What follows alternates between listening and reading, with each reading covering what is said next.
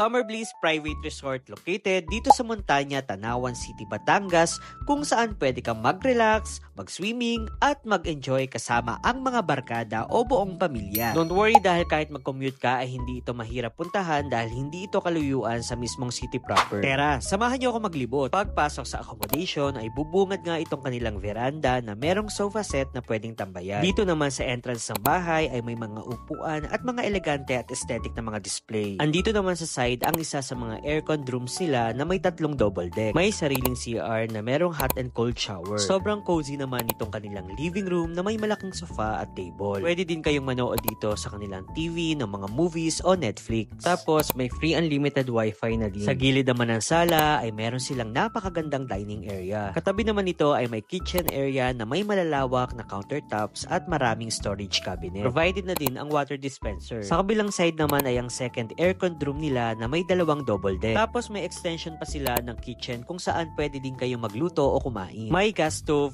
kitchenwares at utensils na din sila na pwedeng magamit dito. Tapos andito din yung kanilang refrigerator. Meron pang isang CR dito na may hot and cold shower din. Malawak pa nga pala yung space sa labas, tapos may CCTV camera na din. Meron sila dito mga upuan at mga lamesa. Pwede kayo mag-video okay, tumambay o kumain. Pwede din kayo maglibang gamit ang kanilang mga board games, tapos may darts at billiards pa. Ang kagandahan pa ay pet-friendly din pala ang resort na ito. Nahahati naman sa 3 yung swimming pool nila. Syempre, hindi mawawala ang pool para sa mga kids. Pinakamalawak naman nila yung kanilang regular pool at ang kagandahan nga dito ay may net sa ibabaw kaya hindi mainit tapos napapalibutan pa ng mga puno kaya presko. Katabi naman ng kiddie pool ang kanilang jacuzzi at sobra talaga kami nag-enjoy dito lalo na nung gabi at nagkaroon ng mga nag-iiba-ibang kulay ng mga ilaw yung buong pool area. Nasa inyo na kung gusto nyo ng day tour o overnight. Para naman sa mga rates at iba pang mga katanungan, pwede kayo magpadala ng mensahe sa kanilang FB page. Kaya ano pang hinihintay nyo? Yayain na ang buong pamilya o mga barkada sa napakagandang private resort na ito.